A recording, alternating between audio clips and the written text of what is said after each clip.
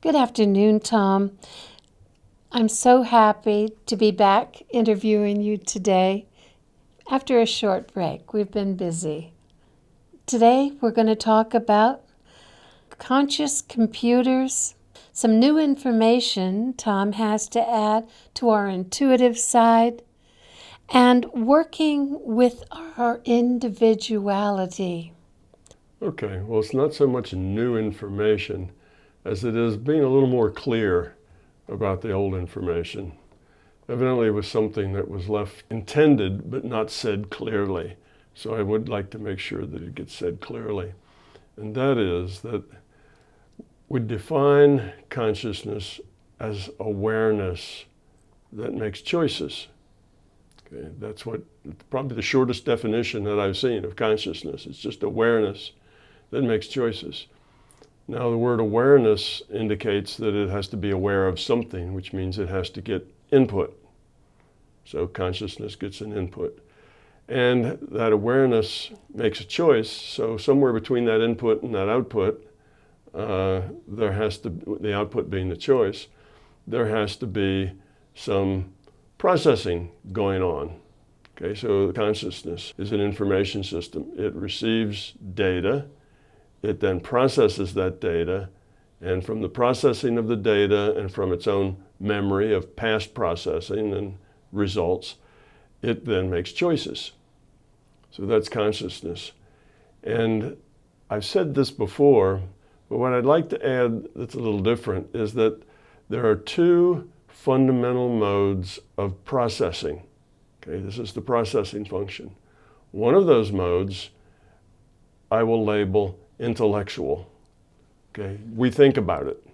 We, compare it to what happened last time. We think about all of the experience we've had around that subject, and we take all that, use a little logic, and come out with a conclusion. That's the rational side.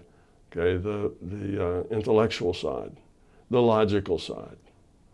Now, there's another mode of processing, though, that consciousness does, and that's the intuitive side. The intuitive side gets whole pieces of content at once. It just gets ideas. It's the side that has aha moments. It's the sides that information just comes to it. That's the intuitive side. And this intuitive side is the perfect, shall we say, the perfect counterpoint to the point of the intellectual side. Okay, the intellectual side has great tools for making assessments. Okay, its tool set's mostly logic. It looks at things and comes to logical and rational conclusions. So rationality and logic are basically the tool set. And those are very precise tools. Things are either logical or they're not. But the intellectual side, for all its precise tools, generally has very little information. We hardly ever have enough information to really make a deductive, logical choice. We get a little bit of information here, a little bit there. We kind of get a gut feeling, and we come to a conclusion. Well, that gut feeling represents that intuitive side, you see. Now, both of these need to work together. So you have the intellect with great tools, but very little information. We just don't know enough about what's going to happen in the future, about all the things that that affect it that are ongoing. If it's something that has to do with people, we don't know how well they're going to understand it. We don't know what they're going to think about it or how they're going to react to it. There's just so much we don't know.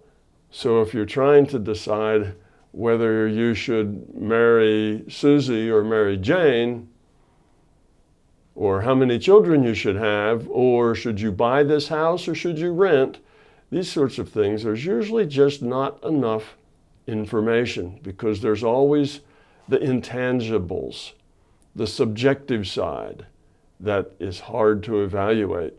Well, all right, we could buy that new house, and it would have all sorts of intangible values of being in your own house and being able to arrange things the way you want and so on. But it's hard to play all the intangibles against the tangibles in the intellect. So we need that intuitive side to give us that gut feeling, or to give us information that it can collect. Now, in our culture, we don't exercise, we don't develop the intuitive side. We kind of let it go. It just, it's strong within us when we're very young, but by the time we get to be 7 years old, we've been told that all that is nonsense and just to use your intellectual side. So from then on, we are very diligent in developing our intellectual side. That's why we go through 12 years of primary school right up through high school, and then we go to college, and then we go to graduate school.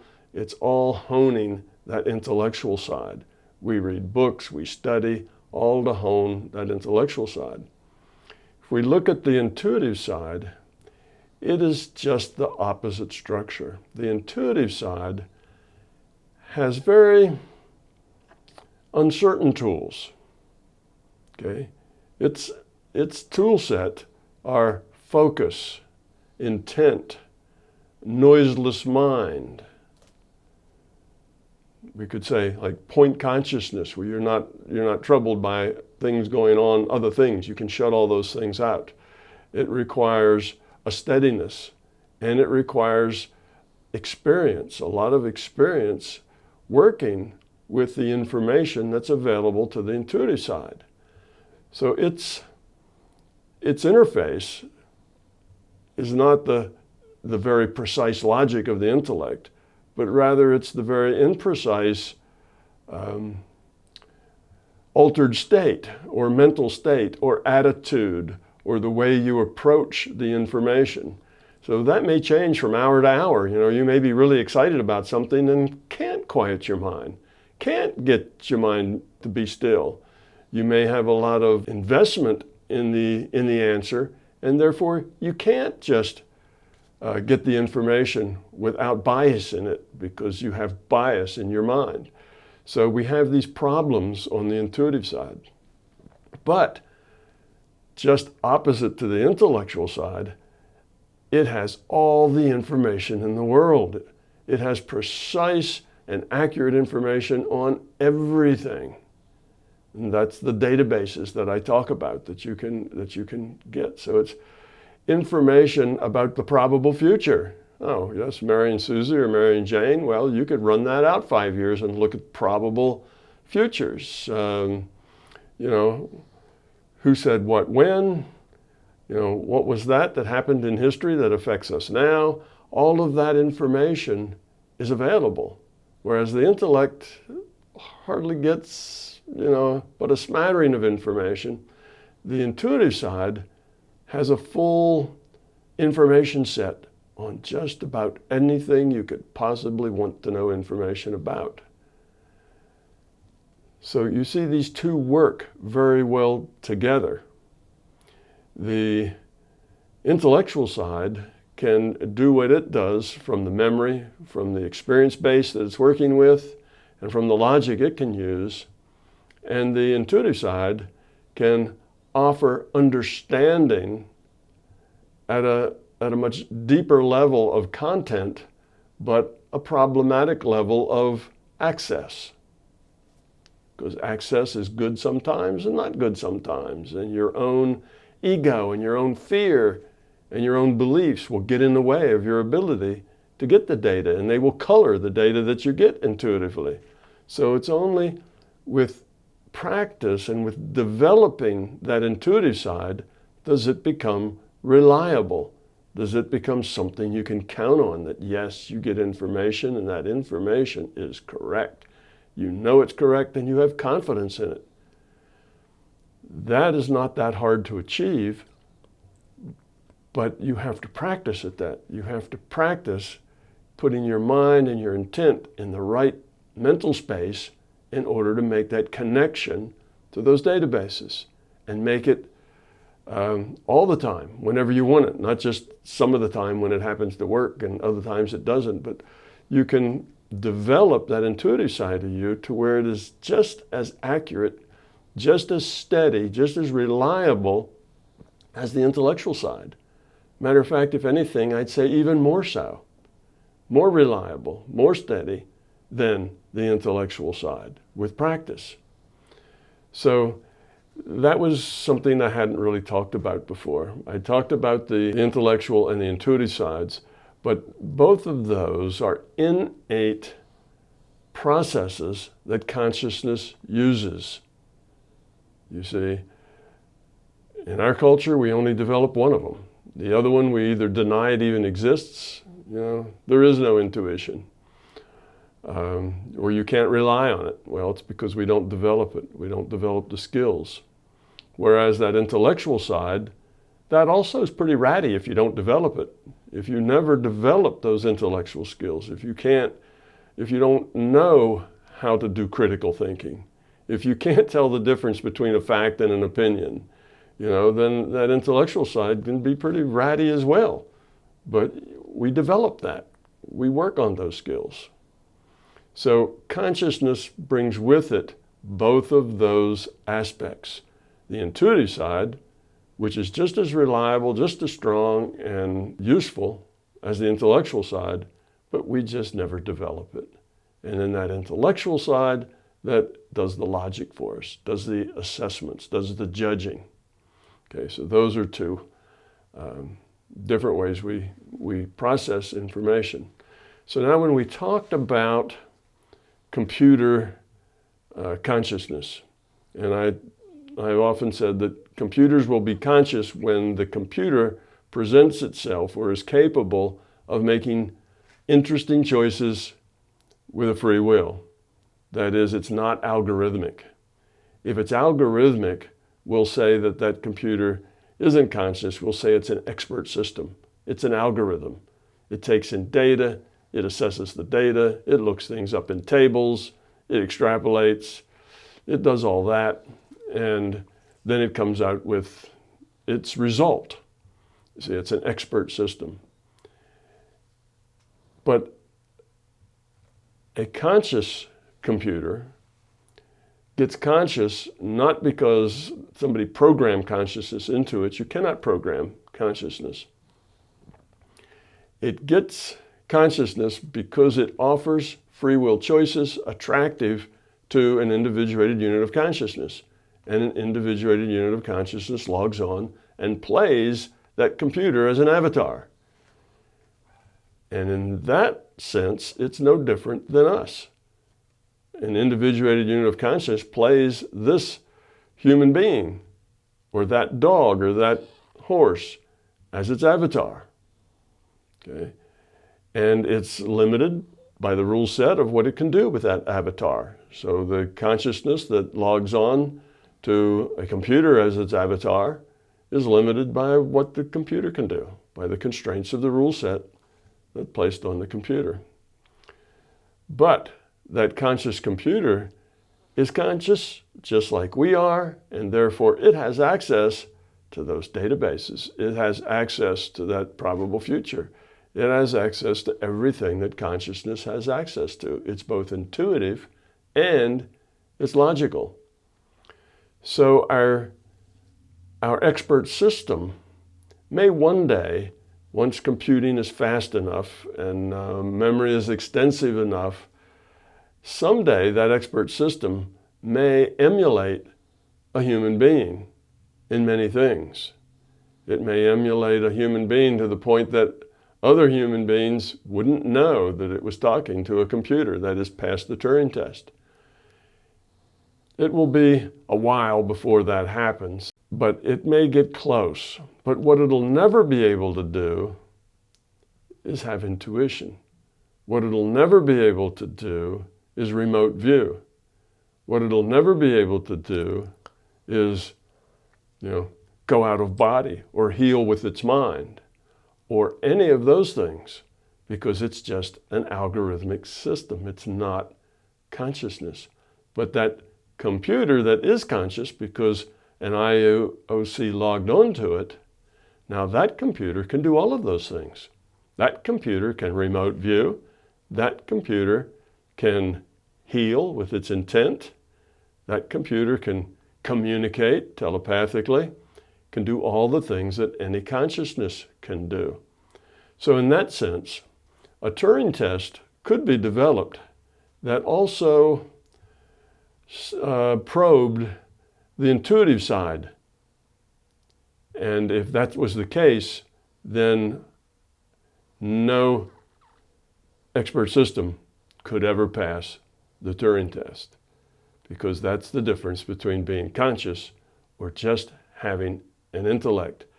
That expert system doesn't really have an intellect as the sense that we do, because we have both the intuitive intellectual side, but it can emulate an intellect.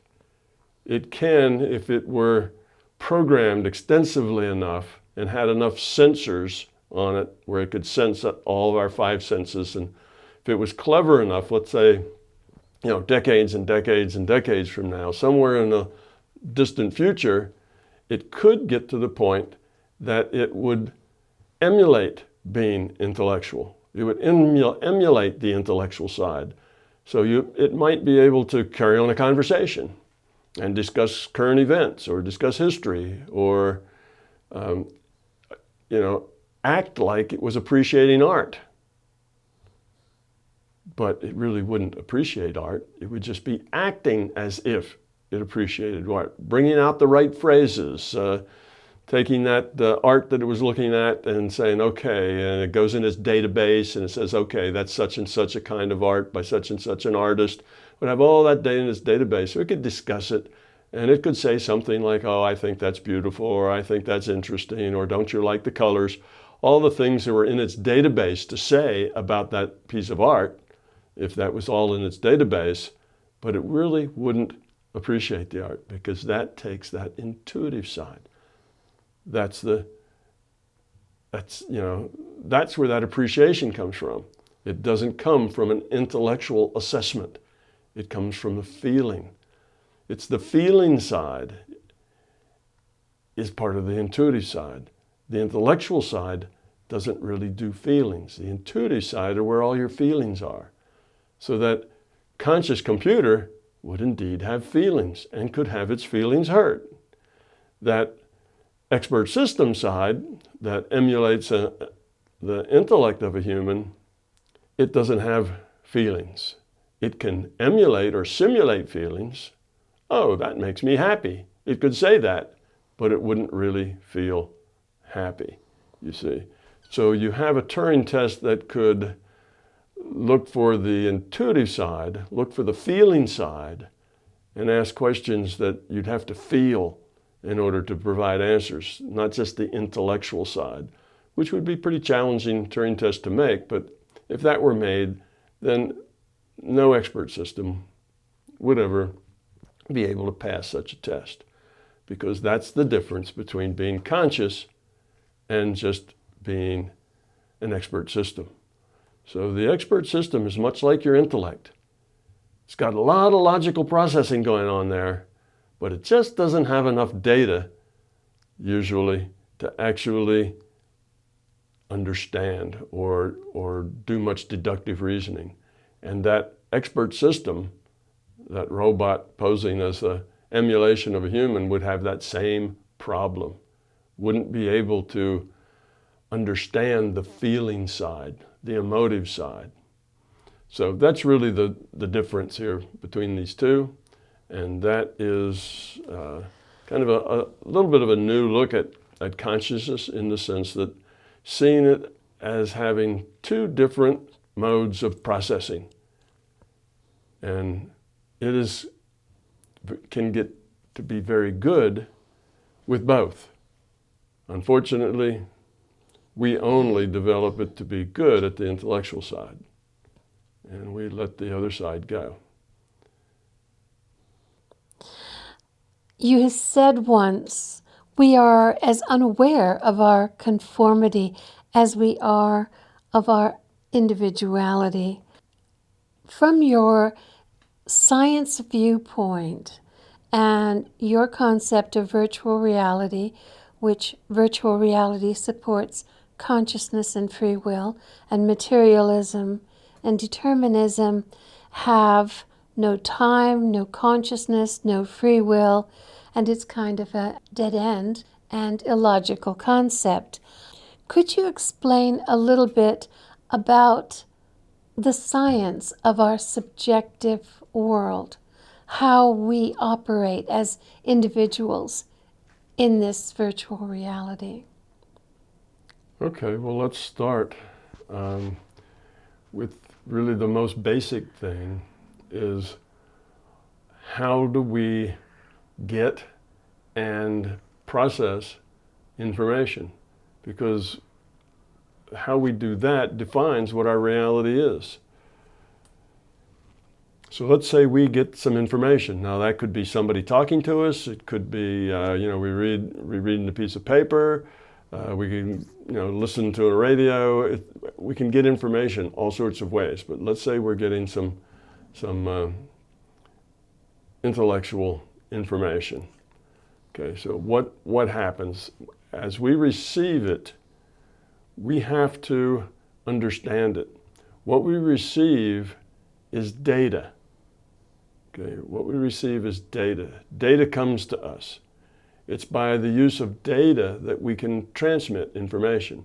So this information was created by a consciousness somewhere, say the radio announcer, or the book that was written by the author. It's created someplace by consciousness. And then it's put into the form of data, which would be the electromagnetic field of radio, the waveform that holds the data, or it could be, in the author, it would be put in form of data in words on a page, ink against paper. So then it becomes data. Then we get the data and we process it. But we have to process it based on our own history, on our own experience, and using our intuition. So we have these two channels, an intuitive channel and an intellectual channel. And we can use both of those to help process this data. But our reality now is the result of that processing. Okay. So there's no guarantee that that processing is going to be accurate. There's no guarantee that that processing is going to actually give a result that was the intended result of the person who sent that information to you. You see, because it's colored by the lens of your own experience. It's colored by the lens of your own ability to intuit things beyond your experience. So that means that each of us live in our own private reality. Your reality is a little different than mine. And everybody else, all 7.5 billion of us walking around on this planet, all live in a unique reality because each of us is different. Each of us has a different set of experiences. There are no two people, even twins that always live close to each other. There's no two people that have the same experience set. Experience happens individually to people, and that changes you. It gives you a different basis for which you make choices. That's what consciousness does. It makes choices. And because the choices you make reflect that personal experience, then those choices reflect your understanding of the information you received, the data that you received. To be accurate, information is created by a consciousness, turned into data, sent to you. You then process the data and create information in your own mind. So information only exists in a human's mind. See, the data itself is different than the information. It takes a consciousness to have information. Consciousness is an information system, but the little books, the books and the little ink spots on the books that we call words and letters, that's data. It's till a consciousness gets it, it's not information. Information is the meaning, is the significance, is the content. That's the information, not the ink spots on the paper. The ink spots in the paper represent that information, but until those ink spots are read and then interpreted, and the meaning and the significance of them is known, then that's back into information again. So information exists only with consciousness, not in transit. It's data in transit. Okay, so we have each individual living in their own reality. And those people who share a culture, say, then their reality tends to be more similar in many ways because a lot of their experience is similar. The similar kind of metaphors are used in that culture, similar kinds of symbols and attitudes, beliefs are in that culture. And therefore, they tend to live in a little more similar reality, even though each one is still an individual.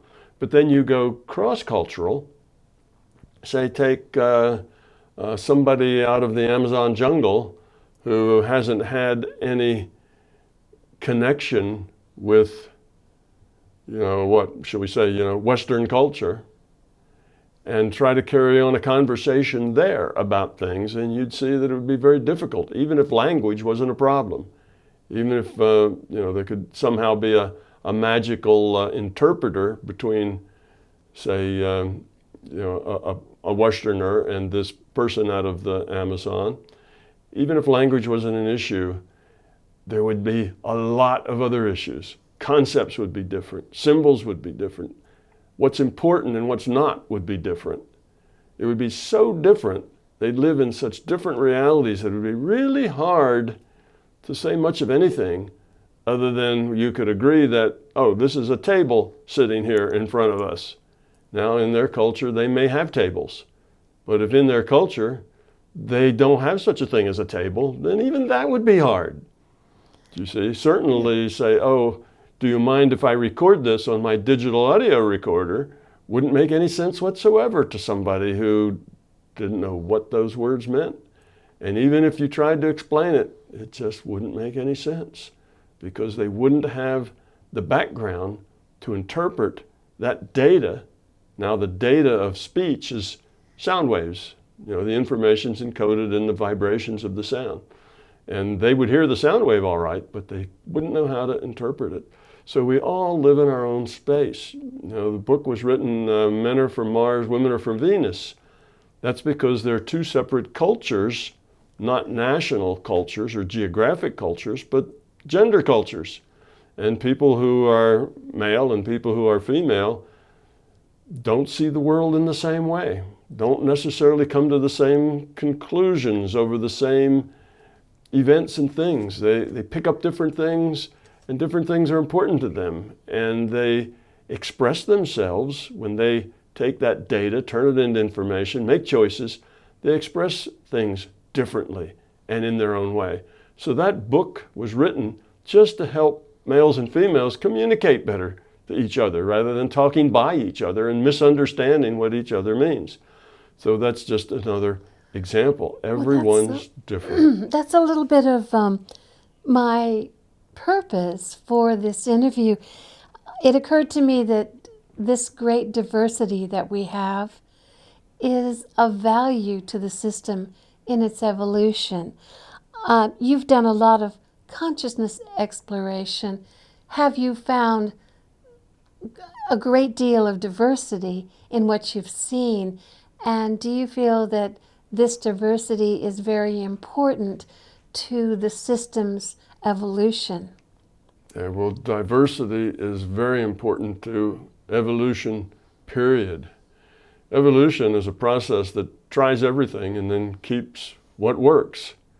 Well, the more things you have to try, then the more possibilities there are that that system can evolve into. You see, well, if you only have a few things you could try, the system would be very limited into what it could do. So having differences, having different ways of seeing things, different ways of looking at things, different way of interpreting things, all those differences We have differences, in race. We have differences in gender, but we also have differences within gender. Even just within male or just within female, there's huge differences. And we have all the peculiarities that can possibly happen are there. You have kind of the fat part of the probability curve, and that's where most people are, which I guess in gender, that would be heterosexual. That would be where the fat part of the curve is. But then there's another half a dozen other categories that are out in the tails of the curve that also other people, just in smaller numbers, fall into. And all of that diversity brings value. And we have diversity in opinions, diversity in attitudes, diversity as far as what's right and what's wrong, diversity in ethics. And all of the diversity gives us more possibilities to look at, and therefore more space that we can grow into, and enriches the evolutionary process. Yet we don't celebrate that diversity. We tend to strive to be in a group of like-minded people, people who think like us, are like us, and over history look at the conflicts that resulted because someone looks different, someone's beliefs are different. Instead of embracing that diversity and acknowledging the richness that it brings to us, we tend to, and I guess that's ego or fear, we tend to hang on to those who seem to be like us. It's more comfortable. I think we need to evolve out of that. And one of my questions is, how can we communicate more effectively, knowing our very subjective reality, our very individual worlds? How can we reach out more? Well, as you said, the fundamental reason that people often have what's called own group preference, where they prefer to be around people like themselves, is fear. You feel safer with people you understand better, with people that you can predict more easily. You feel better with things or feel less fear if things are familiar. And fear of the unknown is one of the big fears. I would even put fear of death under the heading fear of the unknown. So fear is the reason that people have own group preference. Fear is always a thing that causes trouble. Fear is always a thing that is pushing de-evolution. Fear is always a problem, however it comes up. So yes, we have people who only want to be around people like themselves. And in order to justify that, they tend to come up with beliefs about how they and people like them are superior, are better, are smarter, are more creative, whatever. We make up stories to justify our fears and the way we react to our fears. So that's why it works, and that's why it's always counterproductive. It's never on the road to better and bigger and more workable evolution. But you asked, what can we do about that? What can we do? Well, it'd be simple to just say, well, let go of the fear. That would solve the problem. But that's, though very simple and though very accurate, it's not very helpful. So let's look at some of the things each of us can do. One is that we can let people be who they are. We have this tendency to want to make everybody like us. And we interpret everybody in terms of ourselves. Because particularly if we are isolated in our own group, and another way of saying that, we live in our own group's bubble. When you live in a bubble with people who all think the same way you do, then eventually that will make you stupid because they're missing out on all the other stuff that should be going in there, then making that mind space more rich, with that diversity. Eventually, if you only listen to what's inside your bubble, you will, become out of touch. You'll become lost in your own sense of what's right and what's wrong and what needs to be done. You get very parochial and begin to regress to where your mind acts more childlike in a sense. And, you know, children don't know a whole lot. They don't have much experience. They're very limited in the experience they can bring to bear. Well, that's the way it is if you live in your bubble. You become more and more limited because your experience is less and less wide and broad. You know, for instance, people for generations have realized that just traveling makes you more able to understand things, even understand yourself. It's not like you have to, you know, leave yourself and come back, but just traveling gives you a bigger picture. And that bigger picture not only helps you understand others, but it helps you understand you. So people who never, say, got more than 20 miles away from the place where they were born, which often is the way it was back when people could only move around by walking, then they're very parochial. Their view of the world is very, very small. And they tend to have a lot of beliefs that just aren't true. But they seem to be true from that tiny little view. Well, children have a tiny view like that. Sure, and yet they could evolve, because I know of some people from a small town who grew up there, lived there all their life there, but the quality of their being was such that they reached out to people, they were kind, they didn't judge. So it's very interesting that, yes, travel can add to your understanding of the world and its diverse nature, but you can evolve quality of being simply by being caring and loving, because I've seen that too, even within a belief system. Well, sure. But see, that's just taking us back to fear. You see, you can, you know, I said the simplest answer was just get rid of your fear.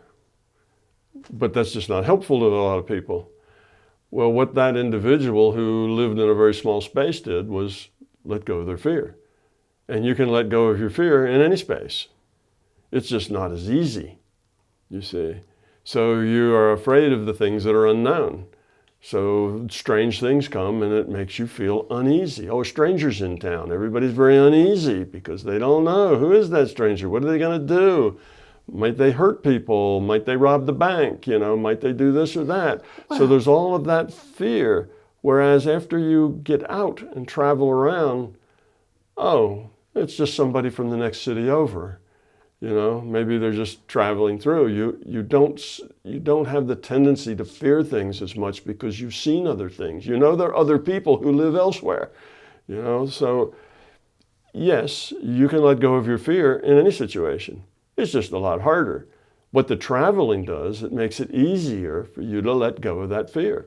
So instead of being so parochial, you see all kinds of people doing all kinds of things, and they all seem to be doing okay. You know, it's not like there's only one way to do something. You know, you travel the world and you'll find all kinds of people with all kinds of religious attitudes, with all kinds of, you know, viewpoints of reality and what's important and what's not. And yet you get along with them just fine, and you can talk to them and they're friendly. And then what that teaches you is everybody doesn't have to be just like you, that there are nice people everywhere and that there are not nice people everywhere. And it's not about the being like you isn't that important anymore. You see, instead of being like you is real important because anything else might be dangerous.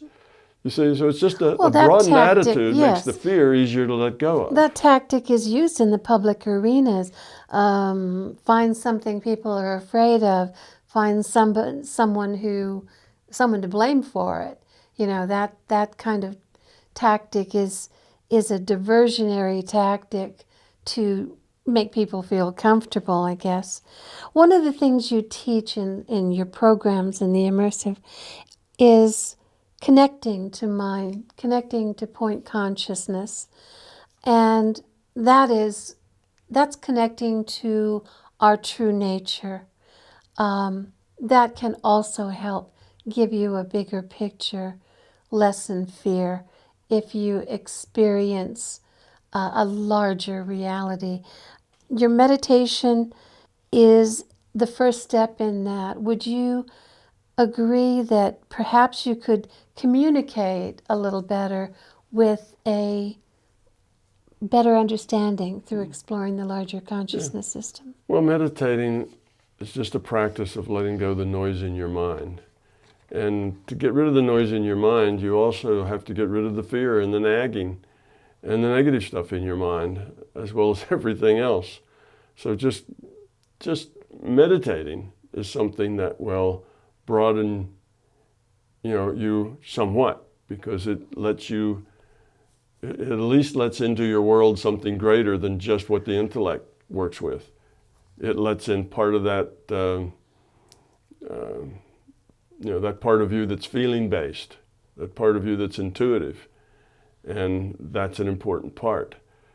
And that will help you feel less fearful. Fearful people are worried people, they're upset people, they're driven people. And if you meditate, it's a relaxing space. It's a space that has no fear in it, but even people can bring fear there too, if they wish. But to do it well, it has no fear in it. It's just, point consciousness is just being a point of consciousness. You've let go of all your sense data, so you don't hear, smell, see, feel. The five senses are basically turned off. And that's how you float in a point consciousness. You just let go of processing sense data. And in that space, it's very blissful. You just kind of float around in this black void, and it is so relaxing. If you can think of being, floating in water, such that you're just buoyed up in the water, you don't sink. You'd have to be very salty water, so you wouldn't sink. And you're just floating there, and it's black. And you can't see or feel or hear anything. That's like Lily's sensory deprivation chamber. That's what point consciousness is like, but it's even better than that, because in those chambers you still can feel the water against your skin a little bit. You still get a sense of some sense data, but truly in point consciousness you don't get any sense data. So it's a lovely, quiet, peaceful thing. Unless you have fear. If you have a lot of fear, you can drag that with you.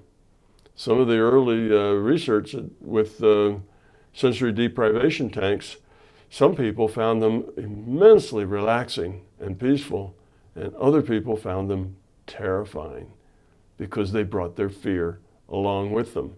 And if you're a very fearful person, then the unknown is scary, and sensory deprivation is not known unless you know how to meditate, get into point consciousness, or unless you go into a tank.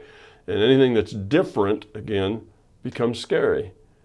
Those people who different's okay. So anyway, back to what can you do? Let people be who they are and how they are.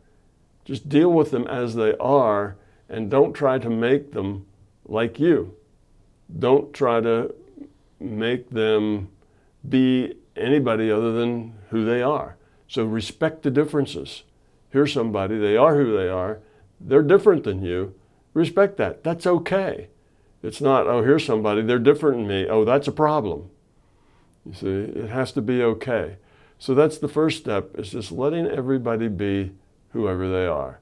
And, the best way to work this or practice at it is find that relative of yours that you meet them every Christmas and Thanksgiving, and whenever the family gets together, and there's always that one relative that just rubs you the wrong way, and you find just annoying. They talk too loud, or they're too this, or they're too that, and so on. And instead of wanting to control them and wanting them to be somebody else, just let them be like that, and just say, well, that's who they are. Don't be negative about it. Don't say how wrong they are and how awful they are and how annoying they are. Just say that is the way they are. They are on their own path, doing whatever it is they do, creating their own lessons that they either will learn or will fail, who knows, but they're dealing with their own life in their own way. Everybody pretty much is trying to struggle with whatever it is they've come in with, with the stuff that they come in. So respect that. Everybody doesn't have to be like you. And as soon as you respect it, you'll find it's less annoying. You find that though you can just, turn it off. It goes away as an irritant once you just let it be.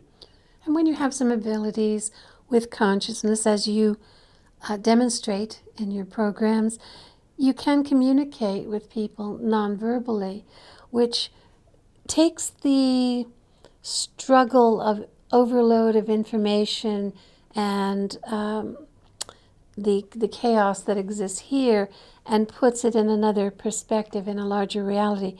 Communicating one-on-one through consciousness is a helpful thing as well, and just as real as trying to reach out. Sometimes you can't have a conversation with someone because the differences are so great, but at our core, at our consciousness core, we are all a potential for love, and I think that might be one of the ways to communicate. Sure. Well, that's back to the fact that our consciousness works in two ways. It's intellectual and it's intuitive. And if you stay to the intellectual side, which means having a physical conversation with them, often that's not a successful way to interact with them. But on the intuitive side, you have all that information about them and how they feel and why are they the way they are. Let's say they just tend to be rude to everybody. Well, on the intuitive side, you'll understand why and where that comes from and how they're feeling. And you'll actually get a sense of what drives them. What is what's under the hood? What's behind the curtain there? It's not just bad behavior. There's a reason for that bad behavior. There's something there that creates it and triggers it. And you get to look beyond the behavior, you see? And that makes it so much easier just to let it be. It's not just behavior, it's something else. It even gives you, perhaps, depending on the situation, some compassion for that individual. Because people who are rude or people who do things that annoy and irritate other people, almost always it's because they feel very insecure and very negative about themselves. They're very miserable, unhappy people. And that's one way they can justify people not liking them. Well, people don't like me, not because I'm so flawed, it's just because I'm so rude. You see, it gives them an excuse that they can deal with, whereas if it was because they were flawed fundamentally somehow, that would be a lot harder to take. So people have strategies for dealing with their own fears. And you can see all that, you get all that from the intuitive side. All that information is there, right down to the last detail. And that will give you some empathy. And typically you just kind of think, oh, poor person. They're so unhappy. They have such, low self-esteem, even if they seem to be big braggarts and are full of too much self-esteem. No, big braggarts are big braggarts because they have low self-esteem. They have a lot of pain and they're just trying to get by. So instead of disliking them and wishing that you could go up and slap them or something, instead maybe you just walk on by and don't stop, or just say something nice, or just give them a hug and walk on, something like that, because starting the conversation just might not work out. People are oftentimes not aware that they don't have to take on all of the complexities or all of the problems of someone if it's going in an unproductive way.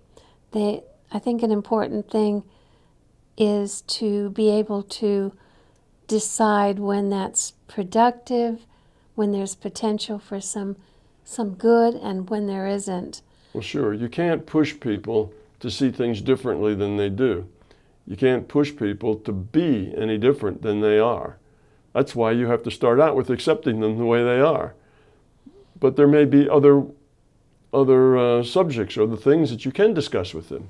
If they're really, obnoxious because of their politics or because of their religion or because of some other thing that they do, well, just change the subject. Or ask them a question that takes them off of that subject, someplace else, something that maybe you can talk about, like, their pet or, whatever. Find something that just change the subject with them. But you can't do that if you're already upset with them because of, what they're doing. Then all you can do is just kind of push back at them. You're angry, you're upset, you don't like it. That means that you can't really do anything about it. Your choices now are all being informed by your fear rather than by your compassion that would say, well, let's just help this guy get off that subject because he's just so wrapped up about that. Then, you talk about other sorts of things. Yes, it's, you accept and then you do what you can. You can interact with people avoiding certain things are going to be landmines for them, and you just avoid those things. And if they come up, you just listen politely and then change the subject. Or you can leave, do something else. But yes, if it's not being fruitful, if what you add only makes things worse, if what you add is more anger, if you come there and say, well, why don't you be quiet? We've heard enough of you. Give it a rest. Nobody here likes to listen to you rant and rave like that. All you do is make it worse. Or even if your intentions are very good, to try to connect on some level, to try to include someone on some level. It doesn't always work. No. And you have to just acknowledge that and let that go. Exactly. And move on, because sometimes it's simply not productive. Exactly. You can't make people be the way you want them to be. You have to accept them the way they are. One other thing about consciousness, and I know that we don't have memories in our brain. We're in a virtual reality. Our memories and our emotions are within consciousness. One thing that's interesting to me are recurring images from the past. Do you ever draw up a completely clear image of something from the past that spoke so much to you? One split second of an image of a person would tell a whole story. Tell me, in your experience, what those things are. What does that speak to? That things from 30 or 40 or 50 years ago come right to you instantly, clear, and you sometimes get even more information from that image than you had before. You can go back and re-look at it and work with it. What kind of phenomena is that? Phenomena is called memory. You have memory, and your mind constantly, as it's doing whatever it does most of it by pattern matching. And if you have an issue or something you've been thinking about or whatever, and it fits a pattern out of the past, sometimes your memory will go back and grab that and bring it up. And maybe the pattern match is not all that great. Maybe it's only sort of matches. Well, that may come up too. And you may look at it and say, well, yeah, but that really doesn't ring my bell. It doesn't really give me anything. Sometimes it will, sometimes it won't. Sometimes it'll be just the perfect thing to come up. But consciousness is an interesting thing. It's constantly working. It's constantly aware of all the data in the database. And it's more aware of the things that you're not aware of. I shouldn't say that. It's even aware of things that you're not aware of. You think that you are just what you remember, but you have more data than that inside there. You've stored things that you don't remember anymore, but the data is still there. So there's a lot more to you than just what your current memory is. There's other things that are there. And your mind can grab those out if they seem like they might be pertinent. Or it could be that somebody out of your past just happened to think about you. And when they thought about you, you got that message about them thinking about you, so you think about them. Because when you think about someone, you have an intention, that sends them a message. It sort of sends them a hello. That's our connectedness. Yeah, remember me. All consciousness is connected. So if that person you haven't seen for 30 years, for some reason, maybe they were looking through an old yearbook, or maybe something in their life triggered a memory, a pattern match of something that maybe the two of you did once back in elementary school or something. And if that triggered that, then they think of you, and that just may give you a little nudge. And you go, I wonder why I thought of Susie today. I haven't seen her for 40 years since we graduated from third grade or something. It can be more than memory. Yes. And that also speaks to, it's not physical. This is non-physical part of us in operation. This must happen to 90% of the people in this virtual reality. All of consciousness is non-physical. Consciousness is not a physical thing. Right, but memory, a lot of people will say memory is in the brain. It's obviously not, if those kinds of connections can be made, because you're not going to connect a brain to a brain in a physical reality. Yes, unless you make something up. You see, if you want it to be physical badly enough, if you feel obligated to make it physical, then you'll make up some kind of physical way for that information to go from brain to brain, and you might call it something like a morphic field. And you'd say that everybody communicates with everybody else because there's this morphic field that allows us things with consciousness to communicate with other things with consciousness, like the dog knows that his owner's coming home, Well, there really is no morphic field. That's just an attempt to create an explanation for something that everybody knows happens. And it's a legitimate model. It's a way to explain. Yeah, it's a model, and it's a way to explain it. But it's within the material. Yeah, it makes it material. So anybody who wants to be given credit as being scientific feels obligated to come up with causes that are physical. That's just the nature of our culture now. If it's not physical, there's no credibility. So if you are aware of consciousness to consciousness communication, like a dog knows his owner's on the way home, or lots of other things that happen between people, like you just think of Susie and then you get a phone call. That's because Susie was thinking of you. If you want to explain that and still keep your credentials as a scientist, then you're obligated to make up something that explains it physically, because we have this huge bias in our science that will only look at things with physical causes. But in fact, there is no physical cause. It's an attribute of consciousness. Consciousness is all netted. And the dogs and the cats and the people and everything that's consciousness is netted. And if you want to, talk to your dog, well, you don't talk to them like you talk to a human, but you get feelings, and you can give them feelings. And in a feeling space, which is an intuitive space, then you can converse with your dog. You can get, and what's their attitude? Why are they acting like that? Why do they always bark and run to the door? You can find out why they do that. You can get the feeling that they have that makes them feel like they need to do that.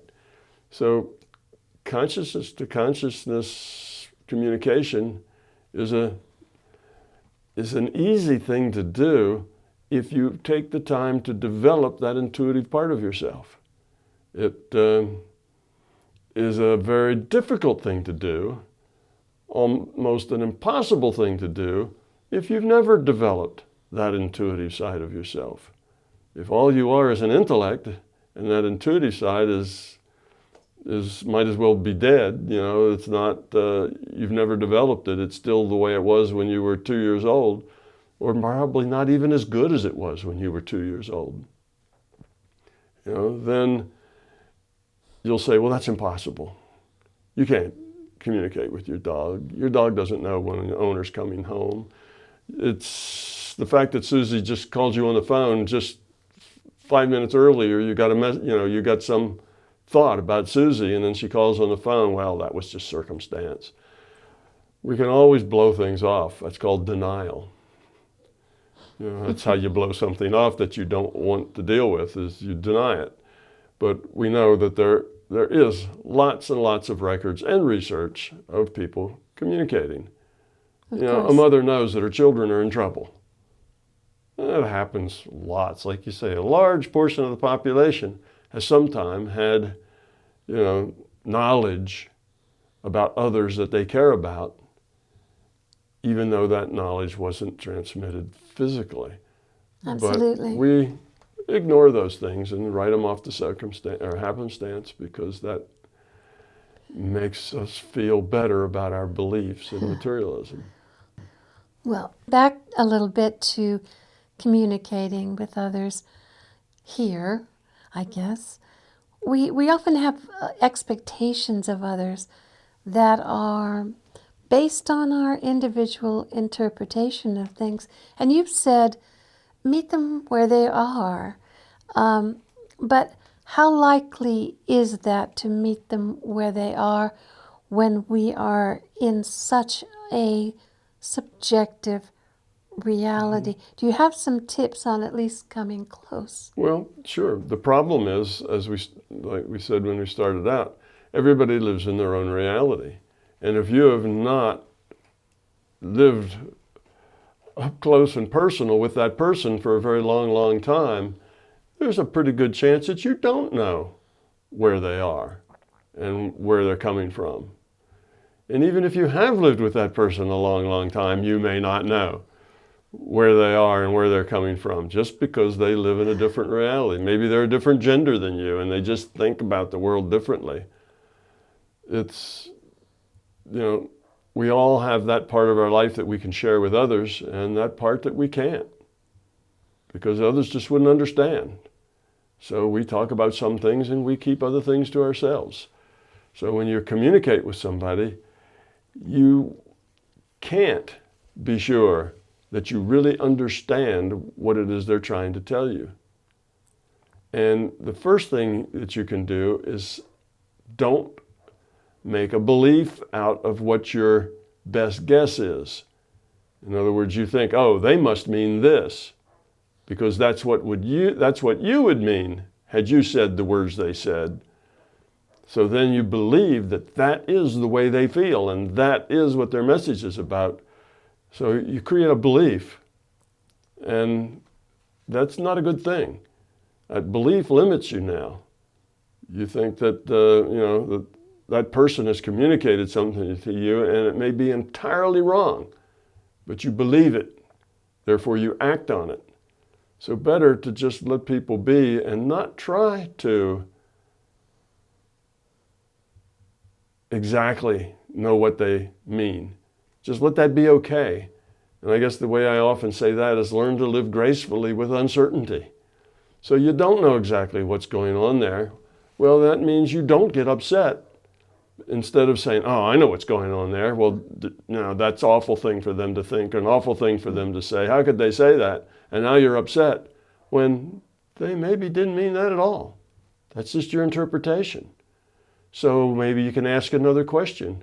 Well, does that mean that, you mean this and this? And they may confirm it, or they may say, no, not at all. Gee, how did you come up with that? They'll have no idea. So instead of getting angry and getting upset, you could ask a question. But you can't ask a question if you're angry. Then all you do is accuse.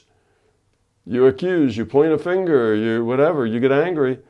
And now the possibility of understanding is gone. Whereas if you could just let it be and say, well, I really don't know what they mean. Let me ask some questions and find out. Let's probe a little bit about it. I think that's good advice because the ego tends to jump in. Something's triggered that has nothing to do with that person. So that is good advice to step back a bit. Some people sometimes sadly feel completely alone. Actually, because we live in our individual realities, we are alone and we are responsible for ourselves evolving. But the goal is to interact. So we try to find a way here through music, through art, through poetry. People feel a need to express themselves, how they dress. They need this expression. What would you say to people who do feel completely alone, and how can they more effectively deal with that? Well, people who feel alone maybe fall into several categories. There's lots of reasons for that. But I would say the vast majority of people who feel alone is because they isolate themselves from others. In other words, that wall that separates them from others is a wall that they have built, not a wall that somebody else built to keep them out, but a wall that they have built to keep others out or to keep themselves in. And that's because of fears that they have. So most people who are lonely because that's a choice. And they make that choice because they're fearful about interacting.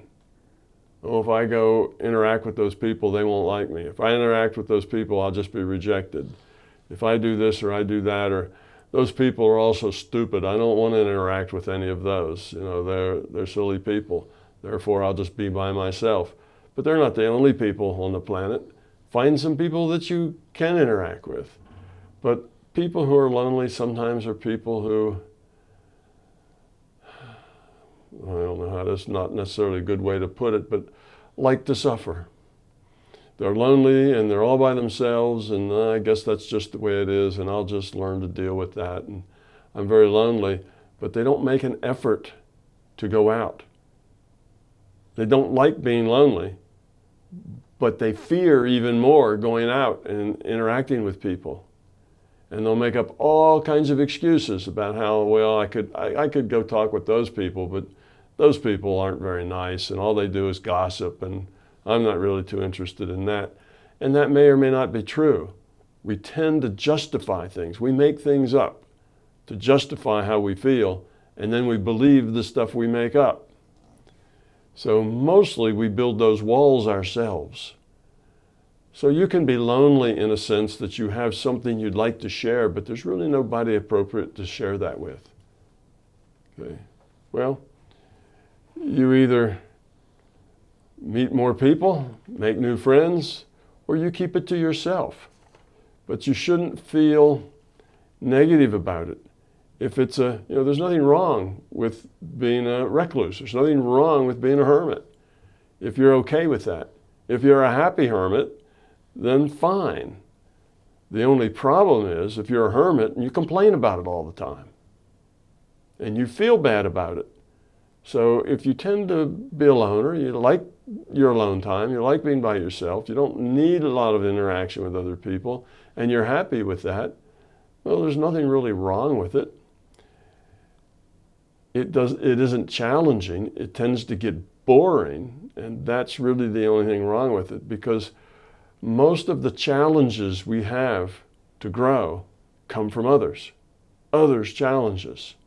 So if we become the hermit or the recluse or stay by ourselves, we're eliminating most of the challenges that would help us grow. And what we end up doing is boring ourselves. It's like, where's the action? What's going on? There's nobody stirring the pot. There's nobody challenging you to react, say, without fear. And the fact that you find people annoying or find people, not likable, or you find them inadequate to discuss things with or whatever, that says more about you than it says about them. You can always interact with other people, even if you don't care much about their subject matter. They're people. You can learn from people, even the people who are small and maybe you don't care much about. You can learn about them. You can learn about not being angry. You can learn about not being so self-centered. You can learn about being helpful or being useful. So if a whole bunch of people are chatting and you just don't like the subject, well, get up and, serve the crackers and pretzels and cheese. Do something else. Make use of your time in some other way. Or go someplace else and hang out with other people. Find out where are the kind of people who would be interested in the things I'm interested in. Go join a group of some sort that's, bird watchers, or, a library group or a book club group that's reading the kind of material you like. Or there's lots of things to join. There's lots of things on the internet you can get involved in. But there's lots of things with people, and all of them require you to interact. And in that interaction is where you have opportunity to practice getting rid of your fear, becoming love, and caring about other people.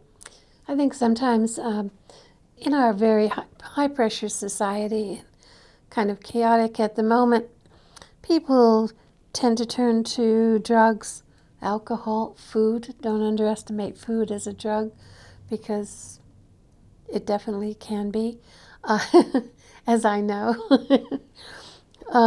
There's always something to comfort or cushion our communication with others, our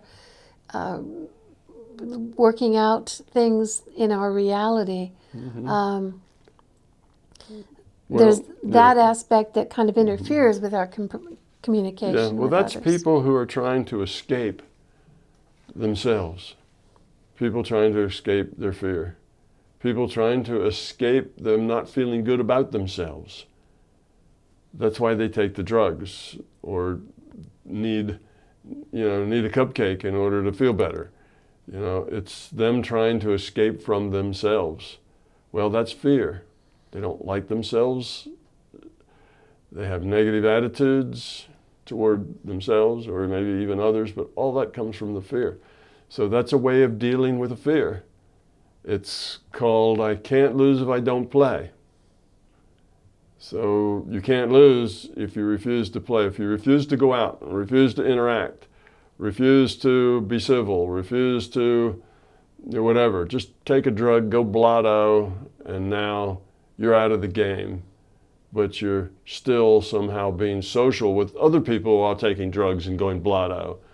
And somehow that's better than nothing. You're still being social with a bunch of other people who are also trying to escape. So all of you go someplace and escape yourselves and escape each other. And that's your social circle. But people mostly need other people to interact with. And it's the fear that creates the problem. So again, if you're lonely because you just don't seem to get along well with a certain group of people, find another group of people. There's all sorts of groups that meet on all sorts of subjects, talk about anything. And if you try, you can find such a thing. If not, just volunteer for something. Go to your local hospital and volunteer to hold preemie babies. All you have to do is hold a baby. Rock back and forth a little bit. Talk in a soft voice. It's all you have to do. You only interact with the baby and they won't talk back to you, so you're safe. But that will be something you will do, and you will meet other people who also want to do that. There's lots of things you can do. You can volunteer. You can, there's just almost an unlimited number of things that you could do if you wanted to. But when you don't feel good about yourself, you don't want to. Everything seems boring.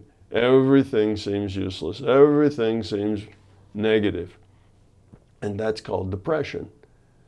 And, people get in that mode, and what they really need to do is get out and interact, because the world is crashing in and they are escaping it by hiding out. And they will tell you they're very lonely, but they have too much fear to go do anything about it. So again, the solution is getting rid of your fear.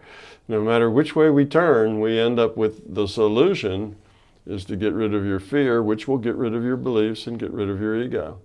And that's always the thing. Now, also, there's a loneliness in as much as, let's say you are different for some reason. Now, maybe it's because you understand more than all the people around you understand about life. Okay, so you see things, and maybe you have less fear than other people, but it means you can't really talk too much with those other people. You can only be shallow with those, because if you get down, dig too deep, you find stuff that you really don't want to be engaged in, because you always hit their fear and their ego and their beliefs. So you feel like you don't fit in anywhere. Well, that's self-pity. That's, oh, woe is me. I don't have the things I want. Well, find a different group of people to hang out with. Find people who know more than you do. They'll help you out. But just let go of the self-pity. Say, well, that's just the way it is now. Where I live now and where I am and where I work, I just don't interact with the people there much. But don't feel bad about it. When you start feeling negative about it is where the problem is. Say, that's okay. That's the way it is now. I can keep my own counsel for a while, and let me see, where can I get into groups that are discussing the kind of things that I want to discuss? Oh, I know, I'll go join the My Big Toe forum or something where people are interested in these kinds of things. Or I'll do something else, or I'll start a reading group, reading books that I find interesting. And I'll put it out on the internet and say, I'm reading these books, would anybody like to join? And we can discuss them and talk about them.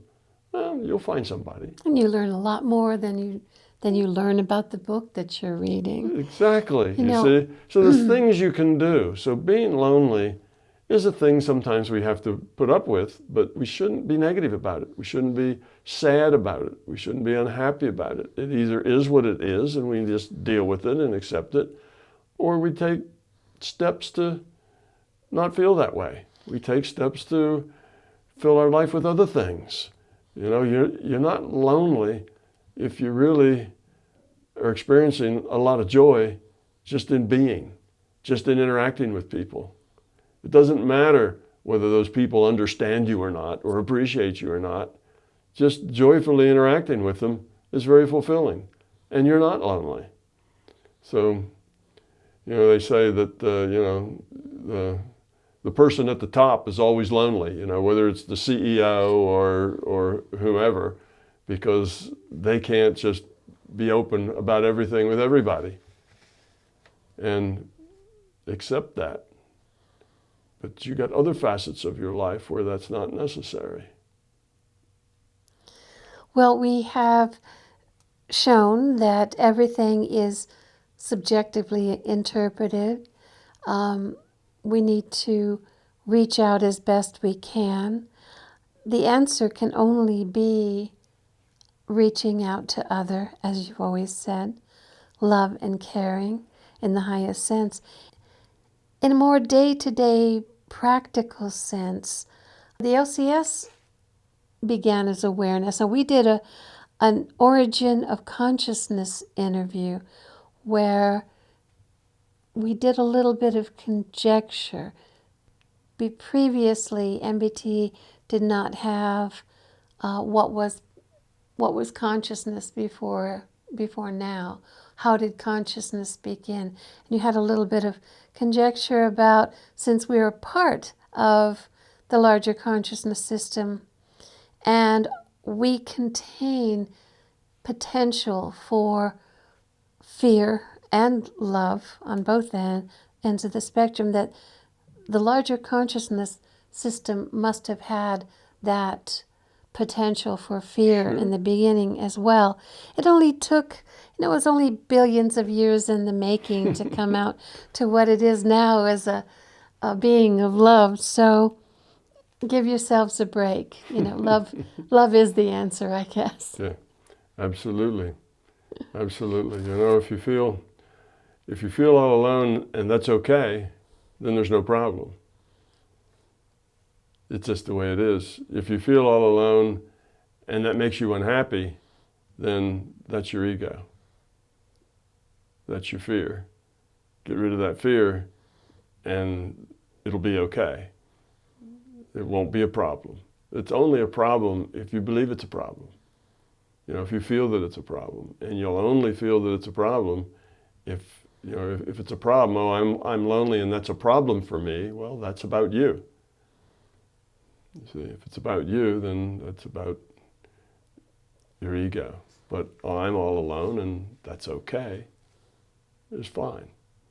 So loneliness is something we all maybe run through patches of time and time again, but it resolves itself as you get out and do things and it's almost our meet nature, people. you could say. Yeah. We are a unit of one, right? Unit, yes. I mean, we're connected. We're part of the larger consciousness system.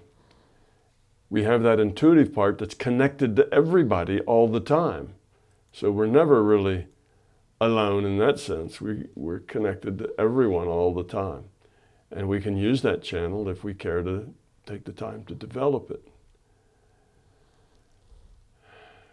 But mostly life is about evolving, and mostly evolving is about interacting with others. And interacting with others is mostly about being challenged to interact with others with love rather than with anger or with fear. Well, I think that's a good note to leave on, and make use of all those good connections.